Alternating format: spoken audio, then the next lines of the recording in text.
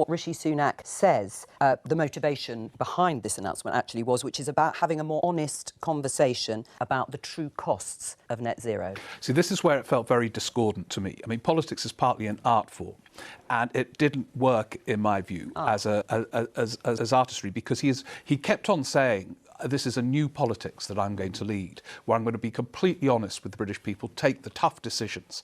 And then he announced a lot of kind of not tough decisions. Oh, we're not going to do this. You don't have to pay for that. And then claimed, this is his new style. And then he put out claims that he had scrapped things that weren't going to be put forward. Well, so the whole thing, in terms of, and this was a big moment for him, it just felt all wrong. Well, let's work it down. That's the crazy bit, right? When I was watching it live, I'm unfortunately, as a person who streams every day, I don't have the vast grip on everything that might potentially be about government policy, might have been discussed in a select committee, might be in an all-parliamentary group. I don't know what policies might be down the line sometimes. So I, unfortunately, for my own ignorance, I do apologise, didn't notice at the time that a bunch of things that Rishi Sunak said he was going to be scrapping didn't even exist. So there's a really interesting Today programme bit where Nick Robinson scrutinised Rishi Sunak on this, and honestly, it's a real damning indictment on just how rubbish our politics in this country is. There were a range of things that have been proposed by lots of different people in order for us to meet. Where was the proposal for a tax on meat? You mentioned the Committee for Climate Change earlier. I mean, actually, if you look in their reports, they talked very specifically about saying it's particularly important that we see an accelerated shift, in their words, in our diets away from meat and dairy. But I've just spoken to them, I've just interviewed them, and they said there is no mention of a tax on meat in any of their reports. If you look at their report, it talks about an accelerated shift away from dairy and meat. That's not a tax on meat. It said that... I mean, you could end subsidy. You could end a lot of these kind of subsidies away from meat and dairy that we do have. That's not necessarily a tax on meat. A rollback is essentially similar to a tax, but it's not explicitly a new tax that we put on them. Diets will need to shift away. It also says we'd have to implement measures to bring that about. So they didn't propose a tax on meat. Where was the proposal for a compulsory car sharing that you say you've scrapped? Again, if you look in their report, it will talk. Also, this is good interviewing from Nick Robinson here. It's actually a really good interview technique where Rishi Sunak will waffle in a way that confirms that he's not properly answering the question, but he is indeed admitting that there was no policy. And Nick Robinson's response is just, okay, so there isn't that one. Let's move on to the next one. I'm not going to let you respond. It's a really good way of ensuring that everyone who's listening knows that Rishi Sunak is just lying out of his ass.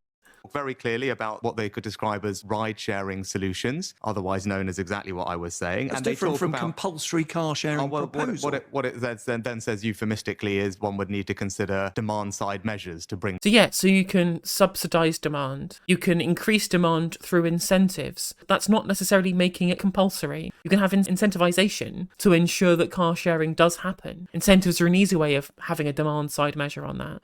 That's not the same as making it compulsory. In fact, it is in no way indicative of making it compulsory, which again shows that Rishi Sunak is just lying again. That about, which are otherwise known as compulsion or taxes, but elsewhere actually they're very open that taxes should be used to send a signal on things like reducing travel demand or the amount that people was drive. The government considering forcing people to have 7 bins? Another proposal you said you've scrapped? Yeah, so if you look in the Environment Act and the associated consultations that were in place around 2021 from memory, there's a very clear statement in there about moving to consistent collection for recycling, the clear implication of which is 7 bins, and you can go through, and again, that's what people have raised concerns with. I mean, what's amusing about this, right, is that actually I think I've got the full fact discussion on this we're going to have a look at in a second. So actually out of all of these policies, the 7 bins one is ironically the one that's closest to actually being a real policy. It's also the policy that I actually think is very easy to implement, because you can just have councils give people separate bins and have separate bins in your household. You don't have to force people to buy 6 extra bins. You can just have one of those sectioned out bins where you just put all of the different kinds of recycling and just have the council be able to give that out to people. That wouldn't necessarily be a difficult thing to do. It's just incredible that we have the Prime Minister of the country coming up and trying to talk to us about these grand plans he has for accountability in politics and changing how we do politics. politics, and it is no more forced bin separation for you, citizens. I will never, ever make you sort your rubbish into 7 separate bins. I'm like, is that a really pressing issue during a cost of living crisis, Rishi? And that's what the policy work was looking But at. hold on just a second. No, hold on a second, Prime Minister. You stand up with the authority of Prime Minister in this building and you say you're scrapping a series of proposals. And when I ask you about them, you say, oh, somebody considered and it was in the appendix of this document. There's nothing to be scrapped, which is why your former Environment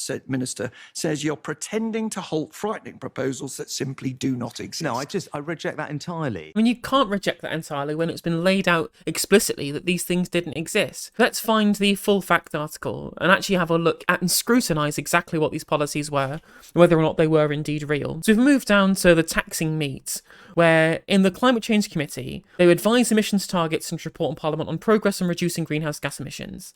It does advocate that people eat less meat in order to help reduce emissions, and so the government could take low-cost, low-regret actions to encourage a 20% shift away from all meat by 2030, rising to 35% by 2050. It also said a further policy intervention on diets is required, and noted the government has no plans to support the public to shift to a lower carbon diet. So this is explicit in saying that government has set out no plans for it. So that seems a pretty strong rebuking of the idea that there was either going to be a meat tax or that a meat tax had been rolled out. It's never even been suggested as specific policy by the CCC, and one of its specific notes is there was no plan to be able to support the public in engaging in that shift to control the demand for meat. The government had already previously ruled out taxing meat. In February 2021, after reports that the then Prime Minister Boris Johnson was considering introducing carbon taxes on some meat products, a number 10 official said, that is categorically not going to happen. We will not be imposing a meat tax on the Great British Banger or anything else. Which is, amusingly, a reference back to the would you nationalise sausage bit from the 2019 election. This all comes back to this idea that there was a potential having a look at some kind of carbon tax, which is not the same as nationalisation, but it's this same kind of catastrophising rhetoric that you get from the right wing, where some kind of sensible policy platform will be formulated somewhere and it will turn into nationalising sausages, or the equivalent of. New taxes on flying. Mr Sunak claimed to be scrapping new taxes that would discourage flying, but we have found no evidence of any government plan to impose such taxes. There's been a movement in the opposite direction with reductions in air passenger duty for domestic flights introduced earlier this year. This is despite concerns that shorter flights are more damaging to the environment than other forms of travel, leading to some flights being banned in France. So we've actually had the opposite. We already had the opposite of what was happening, and there was no plans to do this in the first place. This is not just a lie, like multiple lies in one point that he's made. Like, he's lying about the introduction of the taxes, he's lying on rolling back the taxes because the taxes have already been rolled back already on passenger duty, when we should be, this is the best policy. Like, the easiest effective policy that you could do is increasing taxation based upon frequency of air travel that you engage in,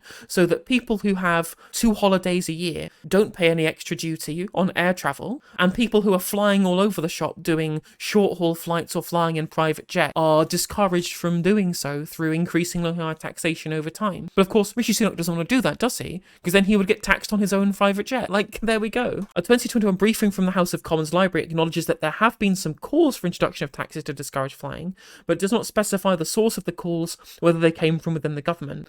The CCC report suggests that the price of flying should be raised to the point that it acts as an effective signal to consumers that aviation has high emissions costs. This is a recommendation and not government policy, and doesn't even say specifically that there was going to be a tax on flying. Although one might ask how you would raise prices on flying without using taxation. That is only a suggestion from the CCC, and not indeed a government policy that's being rolled back. It also suggests that in this Jet Zero consultation, that the onus should be placed on aviation companies themselves by encouraging them to become greener by switching to sustainable aviation fuel, which reduces emissions by up to 80% compared to traditional fossil fuels. There we go. Another good way of being able to incentivize rather than tax or discourage. Although I do think we should discourage frequent flying. As others have pointed out, the idea that households might need 7 different bins appears to be based on previous provisions set out in the Environment Act 2021, which is obviously a real thing that's been put into place. It specifies that recyclable household waste must be collected separately from other household waste, and sets out 6 specific recyclable waste streams.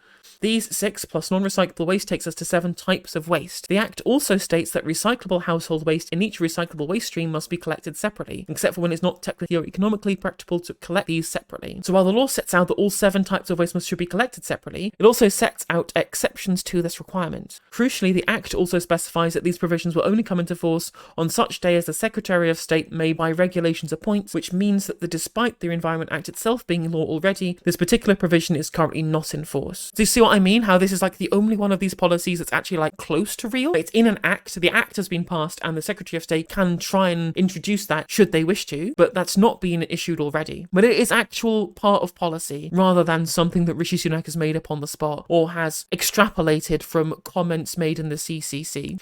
In May 2021, the Department for Environment, Food and Rural Affairs launched a consultation on a plan for how the powers set out in the Act regarding recyclable waste collection should be used. Following Mr. Sunak's speech last night, DEFRA reportedly confirmed that this plan, known as simpler recycling, would ensure a requirement to recycle with 7 bins will not happen. We've asked DEFRA for further confirmation. Compulsory car sharing. During his speech, he also said that there would not be any policy, or be scrapped rather, on compulsory car sharing if you drive to work. No such policy has ever been in place. A spokesperson for the car sharing platform LiftShare said it came as surprising news to us that the government was pursuing a policy of mandatory car sharing. It would appear that the Prime Minister has just killed a policy that no one knew they had. A local authority toolkit published by the government in 2022 supports the use of car sharing, which it defines as matching up of lifts between drivers and passengers. The guidance notes that even a small increase in the number of passengers per vehicle would significantly reduce carbon emissions, and that is obviously something that's very, very good. Although the guidance suggests local authorities could promote such schemes for their staff, residents and businesses, it contains no suggestions this will be anyway compulsory. And the 2022 report from the CCC also supports car sharing, but never suggests that it should be mandatory. And again, could just be incentivized, it could be subsidized, right? You could have incentives for people to do this without taxing it, without it being compulsory, but that's not in the recommendations either. There's been no recommendation, there's been no policy. That was completely invented out of the ether. During certain times of the day, parts of some roads enforce compulsory car sharing, so speed journeys for vehicles carrying multiple passengers. This is common in the US and elsewhere, but only a handful of such schemes operate in the UK, the first being in Leeds, which opened in 1998. In all cases, such drivers